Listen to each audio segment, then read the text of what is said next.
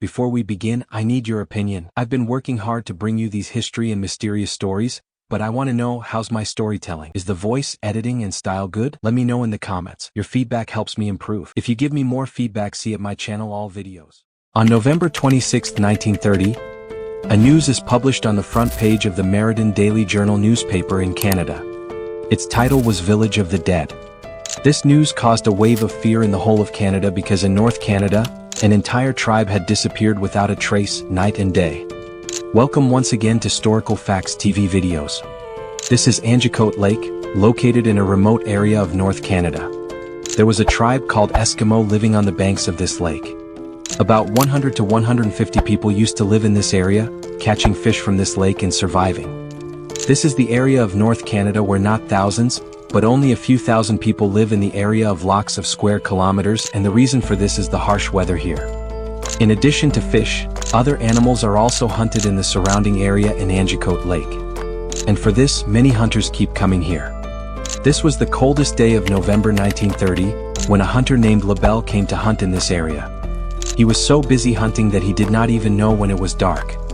He had an idea that he would spend the night on the banks of Lake Angikuni in a tribe called Eskimo. The people of this tribe were very famous for welcoming people from outside.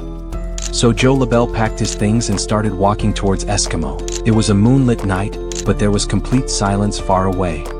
No one was visible and no one's voice. He could only hear the sound of his feet. Although Joe had done this before, but today something was definitely abnormal. By the way, normally whenever he reached near that settlement, the sounds of barking dogs started coming, which the people of the settlement had kept. But today, even when he reached near the settlement, there was only desolation and silence. Feeling all this, Joe accelerated his pace. He thought that maybe the villagers were sleeping or had gone somewhere. Now from a distance, he was able to see the tents of the settlement, from which smoke was also visible. But even when he got close, he could not hear anyone's voice. Finally, when Joe Lebel entered the settlement, he was surprised to see that there was neither a human nor an animal here. But for Joe, the surprising thing was that smoke was visible from above some houses, as if someone was inside them. He randomly went to a tent, but no one was there either. And the same was the case with all the tents. Maybe Joe would have left this whole scene unnoticed, but there was one thing that put Joe in more trouble. In some houses, the cooking utensils were present on the stove, but the food was burnt in them.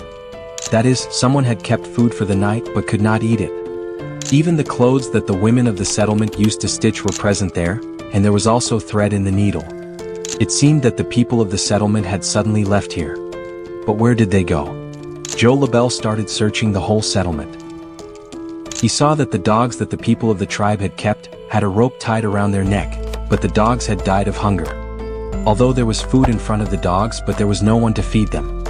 At one place he saw a grave being dug. Looking at this grave, it seemed that it would not have been long since it was dug. Seeing all this, Joe Lebel's anxiety and fear had increased. He was very scared to see all this scene alone at night. The people of this place always keep their dogs with them wherever they go. But seeing all this, it seemed that something strange had happened here. Something strange has happened that has forced people to go somewhere suddenly. So helpless that they left their dogs, clothes, food, and even the burning fire. Joe could not bear to see all this for a long time and soon reached the telegraph office nearby. From there, he contacted the camps of the Royal Canadian Mounted Police and told them what he saw. When the police reached the village, whatever Joe Lebel had said was proven to be true. The police suspected that someone had attacked here and killed all the people of the settlement. But if this had happened, there would have been bloodstains in the settlement somewhere. If there was no blood, some things would have been scattered due to the beating. The police immediately started a search operation to find the villagers. In this search operation, a very unique thing was found that perhaps Joe had not noticed. The whole settlement was covered with snow, but there were no footprints on that snow. There were only the footprints of one person, and they were Joe Lebel's own. That is, if no one other than Joe came and no one went to this settlement, then where did the people of the settlement go? There was snow on the lake and the boats of the people of the settlement were standing on the ground. Because there was no fishing in this season, the boats were pulled to the ground and parked. If the people of the settlement had gone somewhere by swimming in the lake or had been killed by someone and thrown in the lake, then the layer of snow on the lake would have definitely broken or scattered from somewhere. The police also found out in the investigation that these people, who had disappeared 8 days before Joe came here, Because the death of dogs is not due to starvation for a day or two. And the smoke coming out of the houses was a sign that they had not been here for a long time. Because it was the smoke that keeps coming out for a long time even after the firewood is extinguished. There were a lot of questions in front of the police, but not a single answer. After many months of search operation, the police finally put an unsolved case on this case and closed it forever. And with time, people forgot about it.